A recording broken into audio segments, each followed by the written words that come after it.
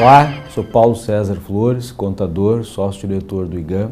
Esta é a 20ª edição do Conversas pelo IGAM e hoje a gente vai conversar sobre repasses do Executivo ao Legislativo, do 10º, né? E para falar sobre esse assunto, a gente convidou o Fabiano Tronco de Vargas, contador, consultor do IGAM, instrutor de cursos, né? Na área contábil, orçamentária, controle interno. Muito obrigado, Fabiano, pela participação. Eu quero começar fazendo a seguinte pergunta, Fabiano. Como é que se dão os repasses, Fabiano, do Executivo ao Legislativo para que o Legislativo se organize em sua gestão? Bom, o repasse é uma situação peculiar em relação aos outros órgãos, principalmente a parte do Executivo. Ele se dá de forma em duodécimos. Os duodécimos se dão de uma forma de acordo com o orçamento planejado no ano anterior, certo? E de acordo com a programação financeira. É muito importante nesse sentido, né? Claro que toda a estrutura, toda a base de cálculo levantada para fazer o duodécimo é o que a gente chama de RREA, Receita Realizada Exercício Anterior. Ou seja, vamos pegar como exemplo 2015, o duodécimo de 2015 preparado para a Câmara, a base de cálculo será a receita arrecadada em 2014. E esses repasses que o Legislativo recebe do Executivo, eles são lineares ou eles podem se dar com valores diferentes mês a mês? Olha, de acordo com se a gente pegar a lei de responsabilidade fiscal e a gente pegar a questão da programação financeira, que é a obrigatoriedade depois de 30 dias de aprovado o orçamento, ele deveria se dar de acordo com a sazonalidade ou de acordo com a necessidade planejada pelo próprio Poder Legislativo.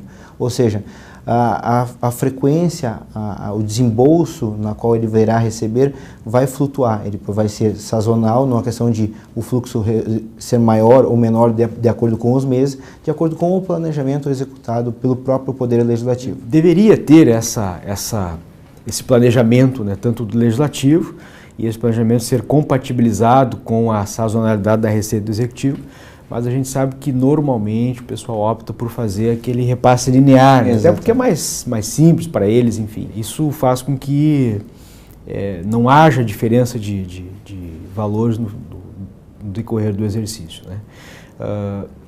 Vai acontecer, até por esse repasse ser linear durante o exercício, vai acontecer com muita frequência que ao final do ano sobre recursos. Pode não acontecer, mas vai acontecer que sobre recursos. Como é que se dá esse tratamento desta sobra de recursos no Poder Legislativo do repasse do duodécimo que se deu durante o exercício? Como é que o Legislativo se porta em relação a esse valor? Duas formas, né, na questão de se portar. Ele tem a possibilidade de, durante o exercício, fazer uma questão de devolução, né, na questão de verificar seu planejamento, verificar se existe a possibilidade e durante o exercício fazer com que ele devolva esse valor, não só a parte financeira, mas a parte orçamentária, ou optar, que normalmente o que mais acontece é que no final do exercício. Isso é muito importante, eu gostaria que repetisse essa parte para nós, que a devolução do Legislativo ao Executivo, normalmente o pessoal só se preocupa com o recurso financeiro, né? Mas se ele nasce do orçamento, quando ele volta para o Executivo, tem que voltar acompanhando o orçamento também. Repete para nós. Exatamente. Esse é um ponto crucial, principalmente nas dúvidas, nas conversas que a gente tem com nossos próprios clientes. O que acontece é que o orçamento ele é vinculado do início ao final, né? E essa devolução que acontece durante o exercício, ela tem que estar acompanhada da sua própria origem, ou seja, além da parte financeira, o orçamento também vai ter que acompanhar. E esse acompanhamento é que tem muitas situações peculiares para verificar, né?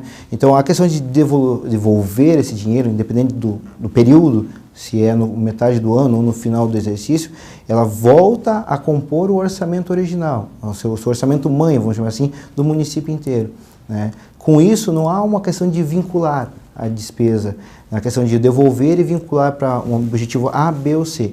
Ele volta como um recurso livre para o Poder Executivo e esse coloca aonde ele pretende ou ele está planejando naquele orçamento macro dele.